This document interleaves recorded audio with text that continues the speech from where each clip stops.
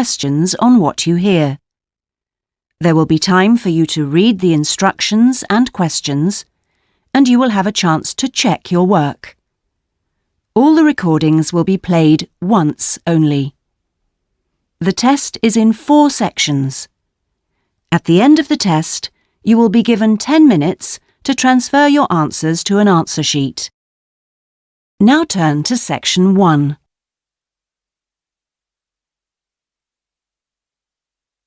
Section 1.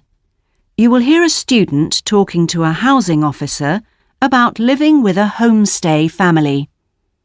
First, you have some time to look at questions 1 to 6.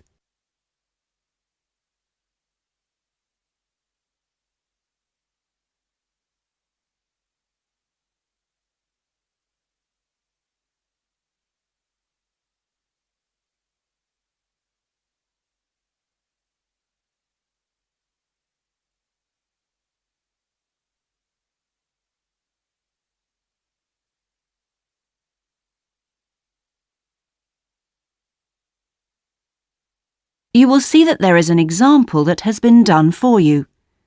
On this occasion only, the conversation relating to this will be played first.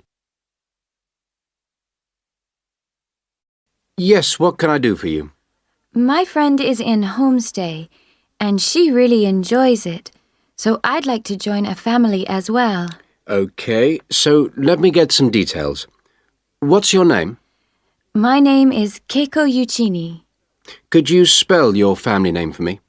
It's Yuchini. That's Yuichini.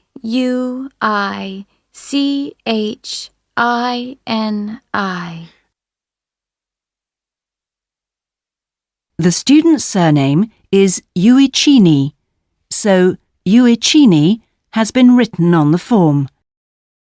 Now we shall begin. You should answer the questions as you listen, because you will not hear the recording a second time. Listen carefully and answer questions 1 to 6. Yes, what can I do for you? My friend is in Homestay, and she really enjoys it, so I'd like to join a family as well. Okay, so let me get some details. What's your name? My name is Keiko Yuchini. Could you spell your family name for me? It's Yuchini. That's Yuichini.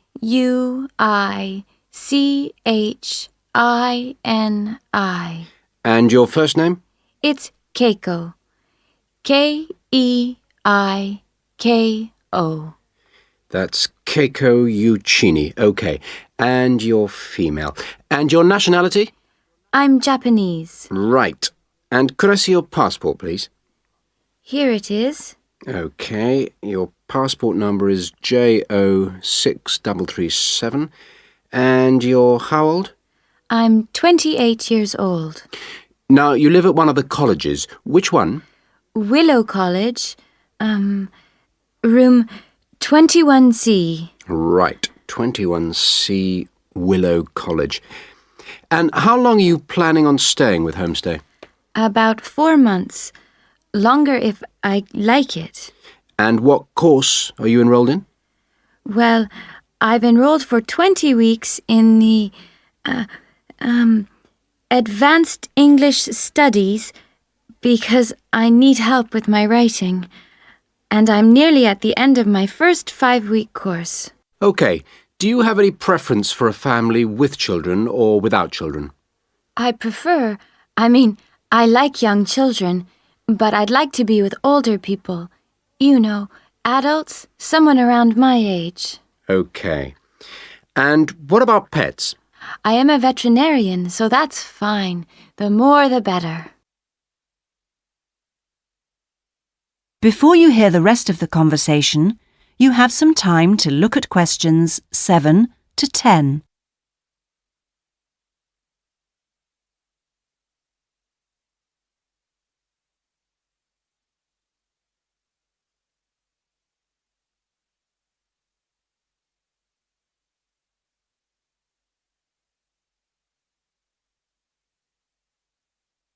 Now listen and answer questions 7 to 10. All right. Now, what about you? Are you a vegetarian or do you have any special food requirements? No, I am not a vegetarian, but I don't eat a lot of meat. I really like seafood. And what are your hobbies? I like reading and going to the movies. Do you play any sports? Yes, I joined the handball team, but I didn't like that, so I stopped playing. Now I play tennis on the weekend with my friends. All right. Let's see. Name, age, now the location. Are you familiar with the public transport system? No, I'm not really because I have been living on campus. I've been to the city a few times on the bus, but they are always late. What about the trains? I like catching the train. They are much faster. Now, let me go check on the computer and see who I've got. Listen, leave it with me. I'll check my records and I'll give you details this afternoon. Thank you for helping me. It's a pleasure. Bye. Bye. That is the end of section 1. You now have half a minute to check your answers.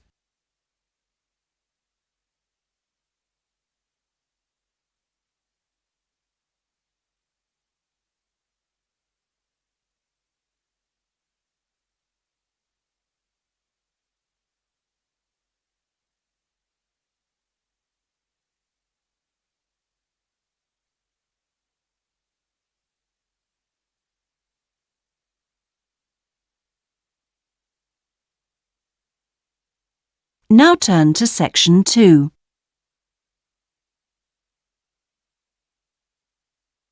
Section 2. You will hear a guide giving a tour of a park.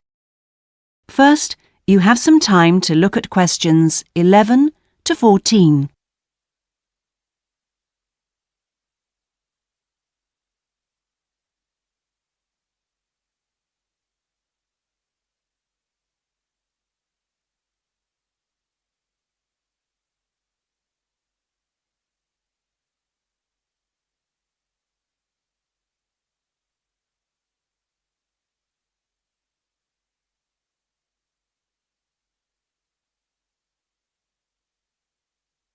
Now listen carefully and answer questions 11 to 14.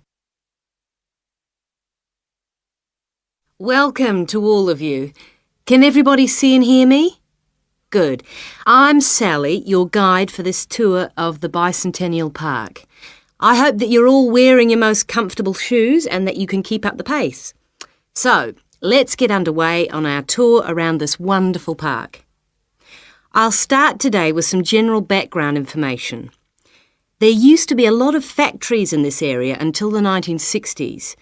Creating the park required the demolition of lots of derelict buildings on the site, so most of the exciting park space all around you was originally warehouses and storehouses. The idea of building a public park here was first discussed when a property developer proposed a high-rise housing development, but the local community wasn't happy. If the land was to be cleaned up, they wanted to use the site for recreation. Residents wanted open space for outdoor activities rather than housing or even an indoor sports complex.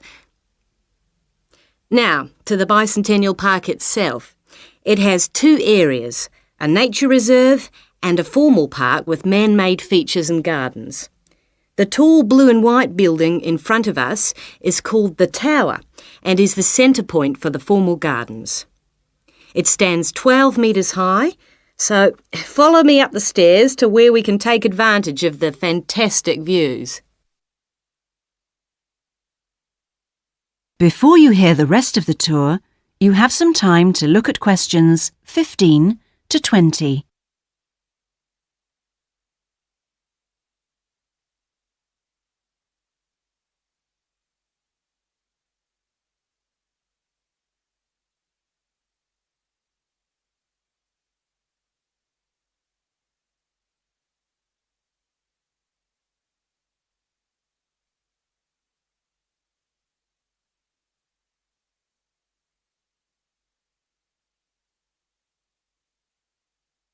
Now listen and answer questions 15 to 20. Well, here we are at the top of the tower, and we're going to look at the view from each direction. Out to the east, the large buildings about 1 kilometre away are on the Olympic site. There's an indoor arena for gymnastics, a stadium for track and field, and a swimming pool for races and synchronised swimming, and also diving. If you look carefully down there, you can see the train lines. The Olympic site has its own station to encourage the use of public transport. There is also a car park, but it only holds a limited number of cars. The formal park has some specially created water features. If you look out here to the south, you can see a circular ornamental pond. And around to the west, you can relax and sit on a bench to smell the flowers in the rose garden. And finally, up to the north, if you look in front of you now, there's a lake with a small island in the centre. You can hire rowing boats at the boat shed, which you can't see from here. But if you look through the trees, you can see the cafe, which has lovely views across the water. OK, let's climb down now. We will go now and have a look at the nature reserve section of the park, which has opened up natural wetland to the public. The mangroves have been made more accessible to visitors by the boardwalk built during the park's upgrade. You'd think that people would come here to look at the unusual plant life of the area, but in fact it's more often used for cycling and is very popular with the local clubs. This is the far end of the park, and over there you can see the frog pond, a natural feature here long before the park was designed. Just next to it we have our outdoor classroom, a favourite spot for school parties. The area is now most often used by primary schools for biology lessons. And finally, let's pass by the waterbird refuge. This area is in a sheltered part of the estuary. That's why the park's viewing shelter is a favourite spot for bird watchers who can use it to spy through binoculars. You can watch a variety of waterbirds, but most visitors expect to see black swans when they come to the shelter. You might spot one yourself right now. Well, here we are back at our starting point, the Visitors Centre. That is the end of section 2. You now have half a minute to check your answers.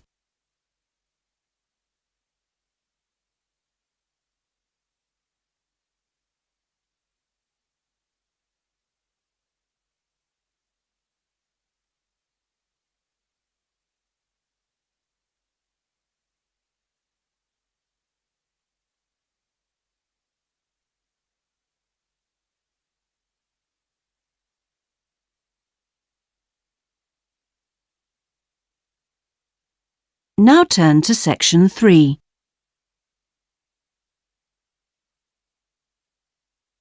Section 3. You will hear 2 students discussing a geography presentation they're going to give. First, you have some time to look at questions 21 to 26.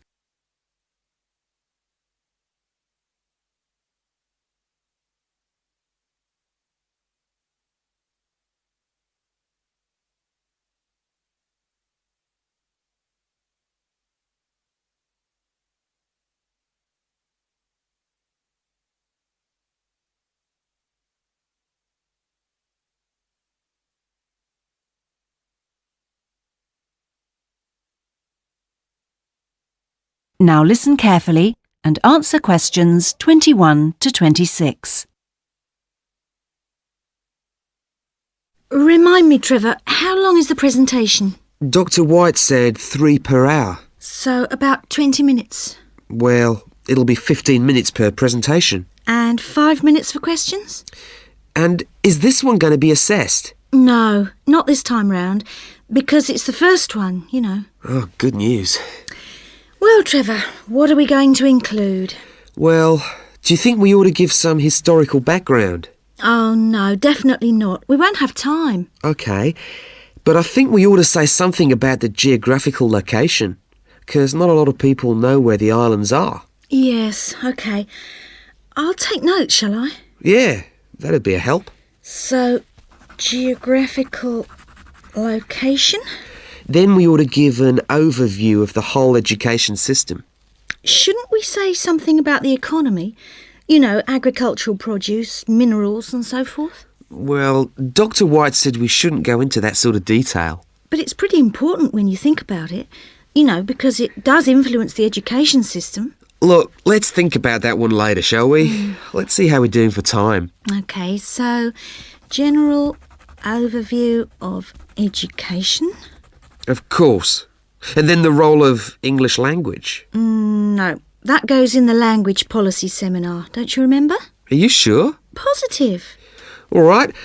So those are the topics we're going to be covering.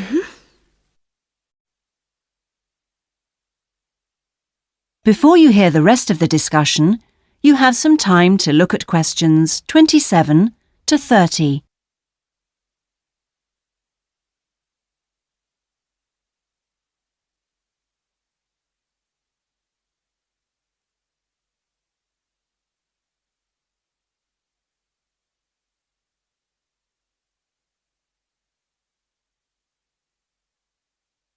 Now listen and answer questions 27 to 30.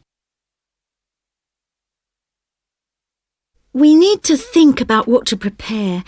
Dr. White said he wanted us to use plenty of visuals and things, and we might as well try them out when we're not being assessed. Well, the most important thing is the overhead projector. No problem. We'll get that from the media room. Must remember to book it. Well, we'll need a map, of course. Probably two. One of the islands, large scale. And one of West Africa. Well, the West African one is no problem. There's one in the resources room. Oh, yeah, of course, the resources room.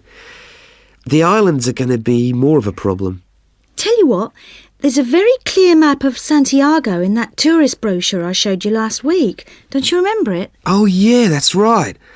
We can just use the tourist brochure. We also need statistics on several different things. Literacy rates. Yes, and school places. How about the encyclopedia? Nah, not up to date enough. Why don't we call the embassy? Oh, someone's enthusiastic. Well, if something's worth doing. I know, it's worth doing well. OK. We can find out statistics on school places from them as well. Might as well. Look, Julie, it's almost time for our tutorials. We can meet again on Monday, but we need to prepare some stuff before then. That is the end of section 3. You now have half a minute to check your answers.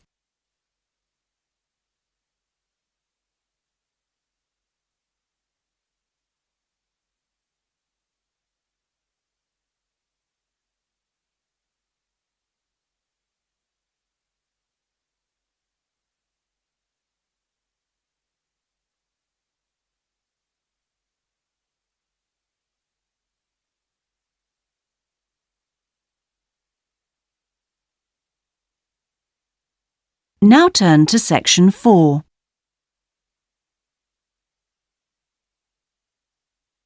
Section 4. You will hear part of a lecture about a chemical substance called monosodium glutamate. First, you have some time to look at questions 31 to 40.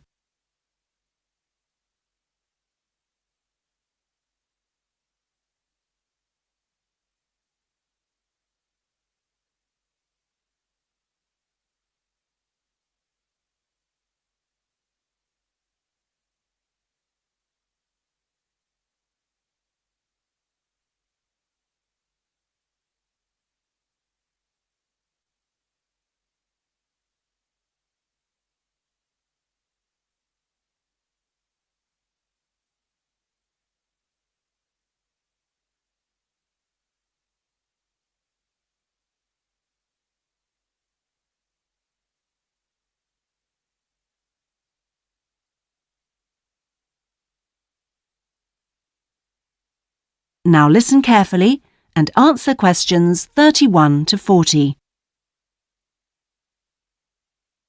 In today's lecture, I'm going to talk about monosodium glutamate, or MSG as it's more commonly known. Now, MSG, as you probably know, is a flavor enhancer which is used particularly in Chinese and Japanese cooking. Today, I am going to explore why it is so popular in these cuisines, and more importantly, how does it enhance the flavor of food? The main reason why MSG is more commonly used in Japanese meals is tradition. For many thousands of years, the Japanese have incorporated a type of seaweed known as kombu in their cooking, as they discovered it had the ability to make food taste better. But it wasn't until 1908 that the ingredient in kombu, which was responsible for the improvement in flavor, was actually discovered to be glutamate by scientists working there. From 1908 until 1956, glutamate was produced commercially in Japan by a very slow and expensive means of extraction. It was in 1956 that the speed of the process was improved and industrial production increased dramatically and still continues to increase to this day. In fact, hundreds of thousands of tons of MSG are produced all over the world today.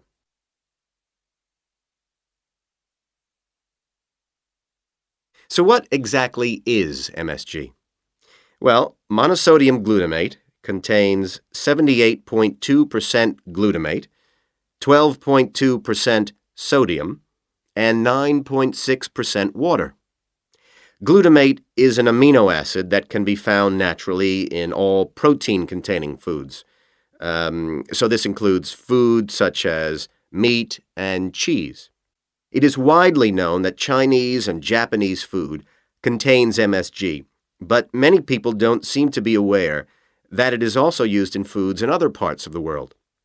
For example, it is found in commercially made Italian pizzas, in American fast food, and in Britain, MSG is used in things like potato crisps. So, how exactly does MSG work?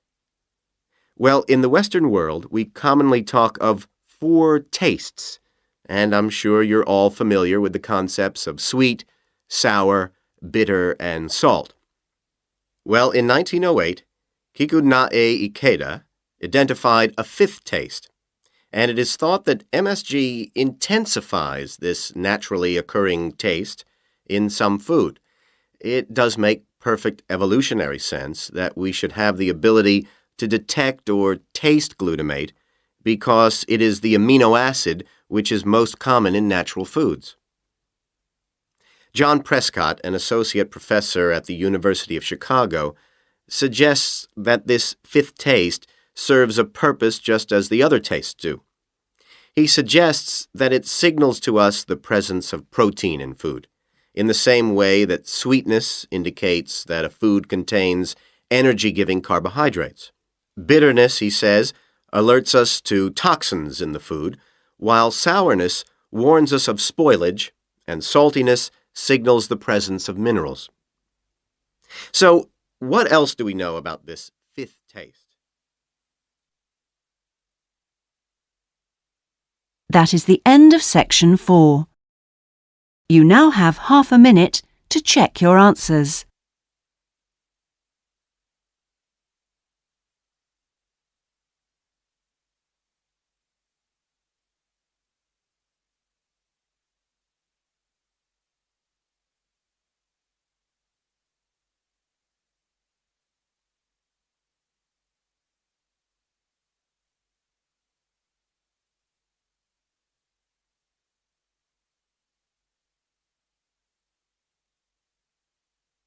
That is the end of the listening test.